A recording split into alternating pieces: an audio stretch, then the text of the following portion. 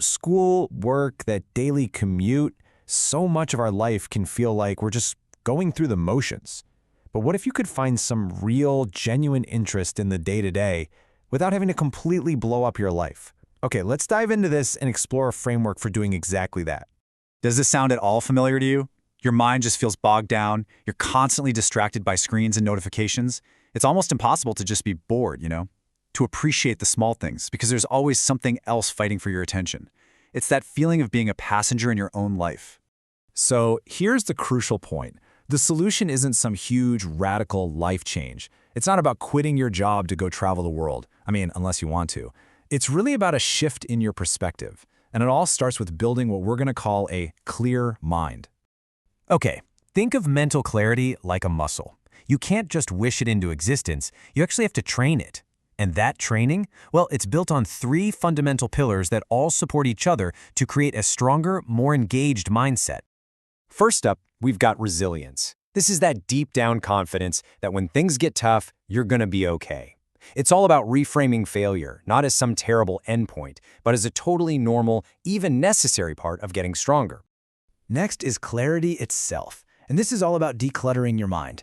Right? When you sweep out all the anxieties and the mental noise, you create space. Space to actually see what's draining you, to practice a little gratitude, and to focus on what truly matters to you.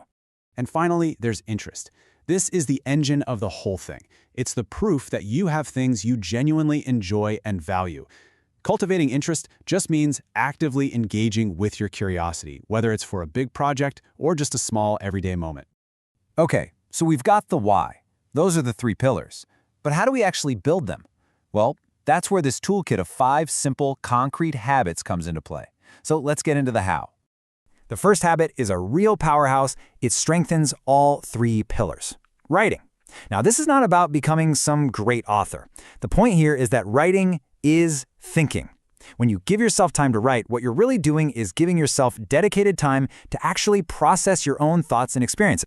And we can break writing down into 4 different types. A brain dump is just for getting all that chaotic noise out of your head and onto the page.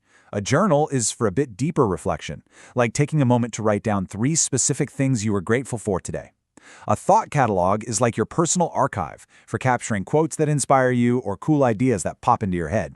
And a log just helps you remember and process what you've enjoyed, like a great book or a new video game. And here is a brilliant little tip for that brain dump. If you've had a negative interaction, say with a difficult customer, try drawing a quick, silly comic about it. You don't need any artistic skill.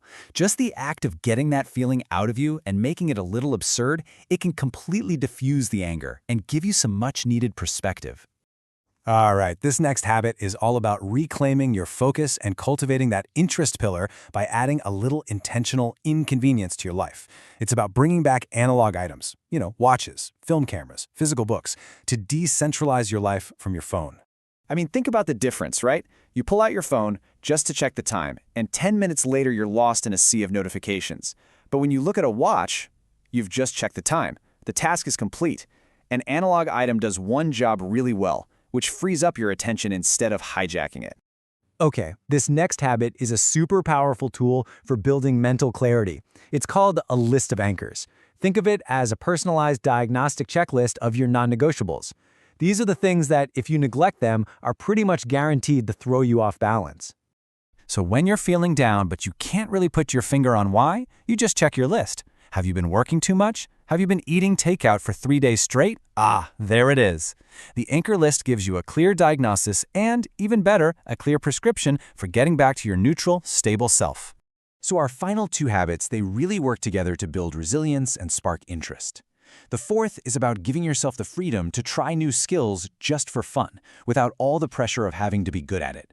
And the 5th is just remembering that none of this works if you don't take care of your physical body. Take something like bouldering, for example. It could start as a practical way to strengthen your body after an injury, which builds physical resilience. But it can also become a really fun social thing you do with friends, and that nurtures your interest. The takeaway here is simple, but it's really profound. Taking care of your body isn't some chore. It's the foundation for everything else. So we've covered the pillars and we've covered the habits. Now let's connect all the dots and see how these practical actions create this powerful system for building that foundational mindset we've been talking about. And this is really where it all comes together. Notice how some habits are specialists. Your list of anchors, for instance, that's a pure clarity tool, a direct line to understanding your own needs.